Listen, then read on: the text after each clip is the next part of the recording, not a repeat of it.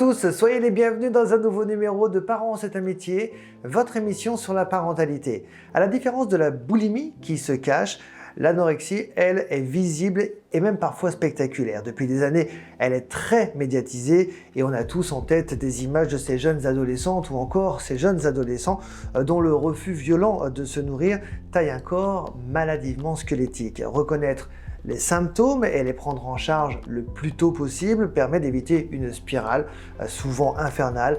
Pour nous en parler, nous allons rejoindre tout de suite Catherine Becker, notre diététicienne nutritionniste.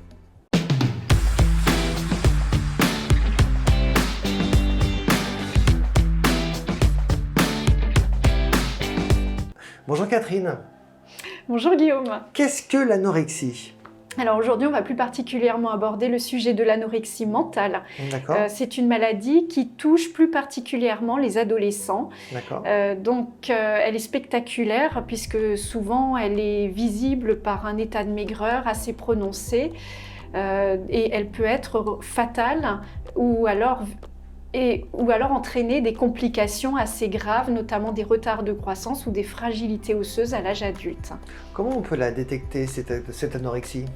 Alors, on détecte l'anorexie par des signes cliniques tout d'abord, donc un poids avec un IMC, donc c'est le rapport poids-taille inférieur à 18, mais pas que.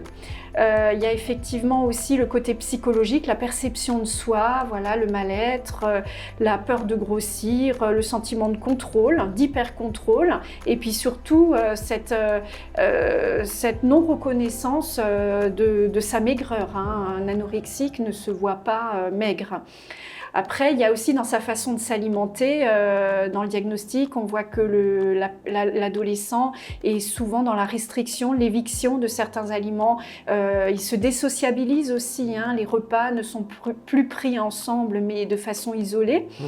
Refus de certains aliments, et puis il y a aussi certaines pratiques comme les vomissements ou la prise de laxatifs. Alors, il faut surtout s'inquiéter quand votre ado consomme ou surconsomme des cafés, du thé, ou des laxatifs, des produits médicamenteux.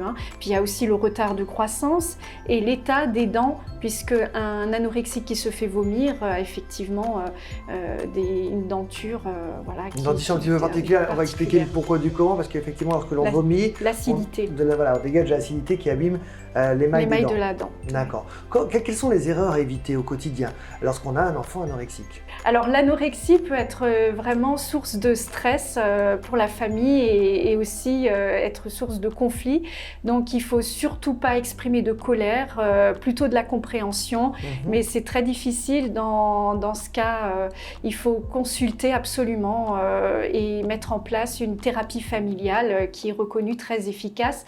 Alors on conseille tout d'abord de consulter le médecin généraliste qui va faire son diagnostic et lui-même va superviser les soins. Donc il va envoyer chez un diététicien pour le suivi nutritionnel et chez le psychologue pour tout ce qui touche la psychologie, puisque c'est une maladie effectivement psychologique. Alors justement, on va se pencher sur ton corps de métier, la diététique évidemment, et comment on va aider le diététicien nutritionniste, une personne qui est donc dans ce genre de cas de figure.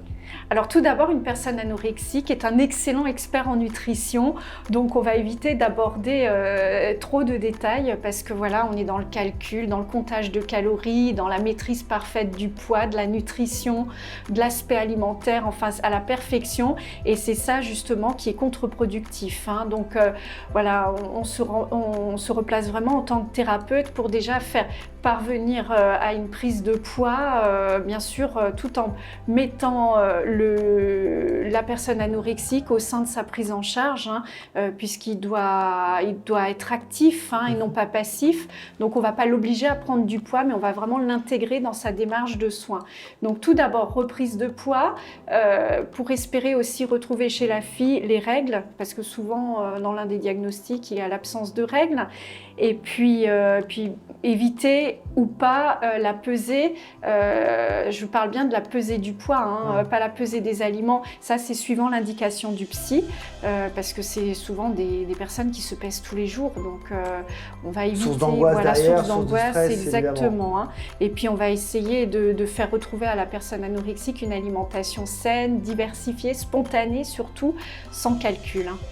Merci beaucoup Catherine pour toutes ces informations.